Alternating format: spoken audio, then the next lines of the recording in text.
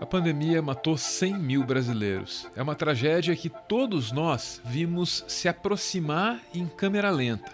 Dia após dia, o número de óbitos subia. Dia após dia, a ameaça era negada, subestimada ou até ridicularizada. No meu caso particular, pelo meu histórico de atleta, caso fosse contaminado pelo vírus, não precisaria me preocupar. Seria, quando muito, acometido de uma gripezinha ou resfriadinho. O ministro da Saúde caiu. Médico não abandona paciente, eu não vou abandonar. O outro ministro da Saúde caiu. A vida é feita de escolhas e eu hoje escolhi sair. Assumiu o interino, o provisório, que se tornou definitivo. Nós passamos a compreender melhor o que dá certo e o que dá errado. As lideranças agem como se a pandemia não existisse e negam seus efeitos. Tem sido assim desde o registro da primeira morte. Era óbvio que chegaríamos aos 100 mil mortos e cada um de nós viu esse marco trágico se aproximar lentamente, com uma mistura muito amarga de sentimentos. Impotência, tristeza e raiva, claro. A vala comum é a grande obra de infraestrutura do governo Bolsonaro. Um presidente que certa vez disse que sua especialidade era matar. A minha especialidade é matar, pô. Sou capitão de artilharia, ok?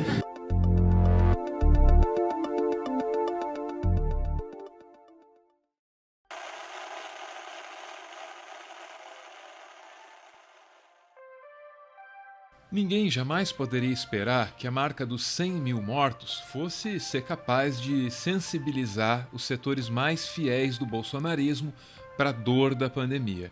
Essa não seria uma expectativa racional. O bolsonarismo está intoxicado por teorias conspiratórias, está dopado de ideologia.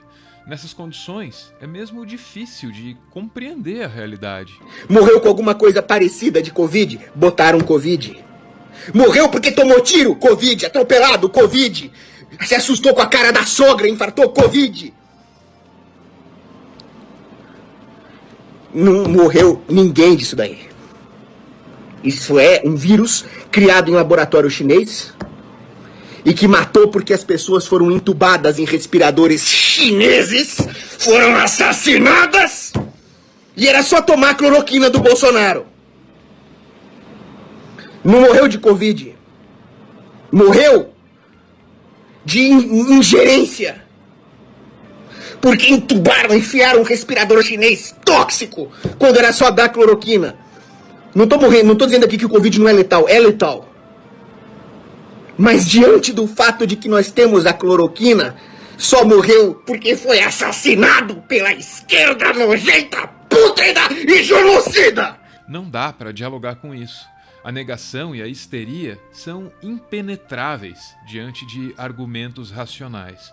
Só que acontece que a negação, a histeria, a ideologia tóxica, tudo isso infecta hoje o Palácio do Planalto.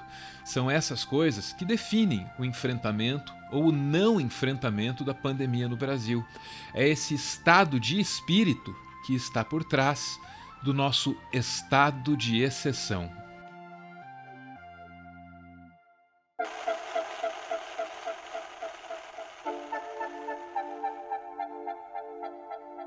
É verdade que o Brasil poderia ter se preparado nas décadas anteriores para uma pandemia.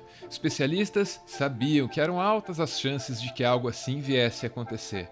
Sabiam também que a tragédia seria distribuída de maneira desigual, como tudo no Brasil. Infelizmente, a negligência do passado se somou ao descaso cruel do presente. Esse aí é o presidente do Brasil, poucos dias antes do país chegar aos 100 mil mortos.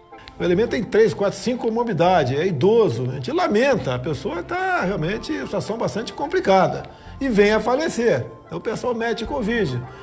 Não é uma regra isso, mas em alguns casos, o médico poupa uma autópsia. Tá bem? É isso ou não? Bota Covid, em alguns casos, tem chegado ao conhecimento da gente, tá certo? Não vou dizer que são fontes confiáveis, mas chega essas informações pra gente que se poupa uma autópsia, tá certo?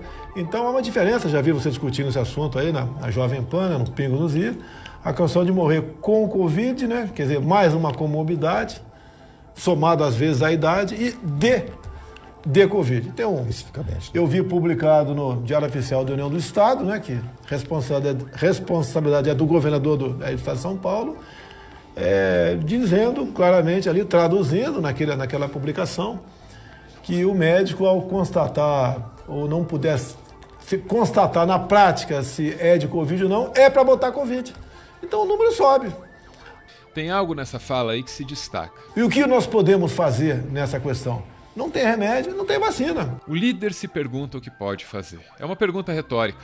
É para passar a ideia de que ele está fazendo tudo, porque não há nada que possa ser feito. Mentira! O Brasil continua sem um plano para enfrentar a pandemia.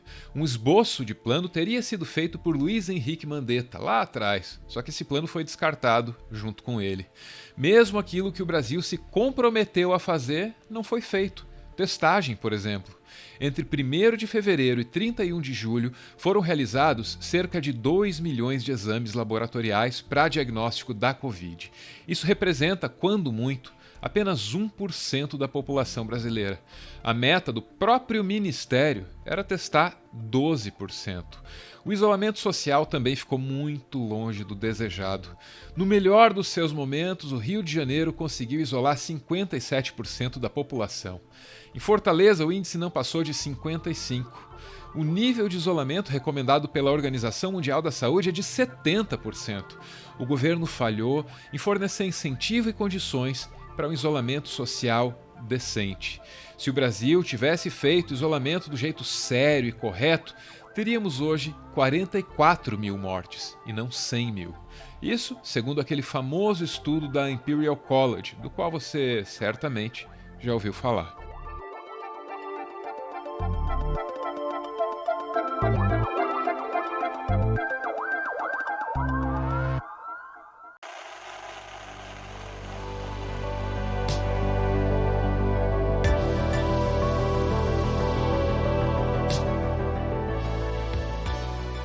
Ao enterrar a vítima número 100 mil da Covid, o Brasil se encontra num estado de torpor e apatia. A prova disso é que Bolsonaro faz o que faz e continua na presidência. Esse espírito de apatia foi captado por alguns dos principais colunistas do país. Leonardo Sakamoto escreve sobre o que ele chama de normalização do morticínio. O Brasil transformou a morte em massa em rotina, tanto que a frase do presidente, "a gente lamenta todos os mortos, mas é o destino de todo mundo", tem sido repetida por muitos, de empresários a motoristas de táxi, na normalização do morticínio. No jornal O Globo, Fernando Gabeira chega a uma conclusão muito parecida. O ideal seria sairmos às ruas, os sobreviventes, para protestar por eles, os mortos. A natureza da pandemia nos obrigou a uma quarentena. Escrevi no diário algumas vezes como isso não apenas entorpeceu nossos músculos, mas mudou a maneira como nos vemos. O país se transformou num imenso centro espírita e nós baixamos nos computadores para sessões de conversa, que chamamos de lives, mas que poderiam também ser chamadas de deads.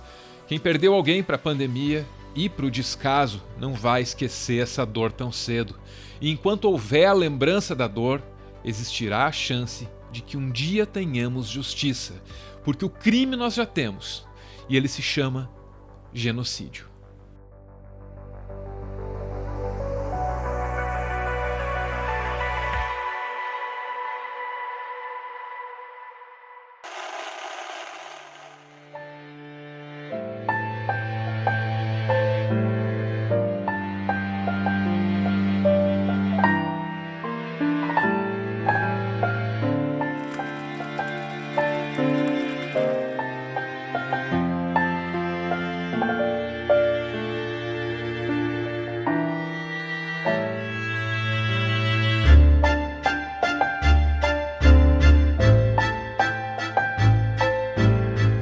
Obrigada por ver esse vídeo até o final.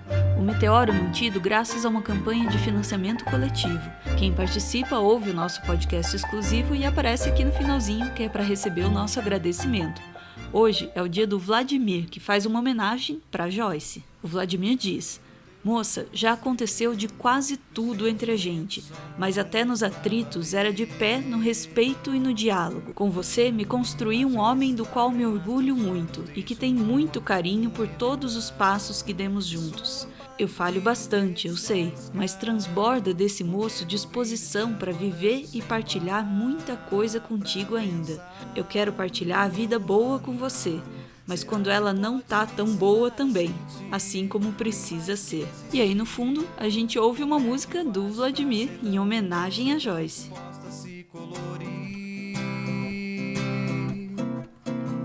Olha, mulher, como é bonito ver-te assim sendo flor, que mesmo estável pelos ventos do amor, tu levas cor a todos, sejam de for.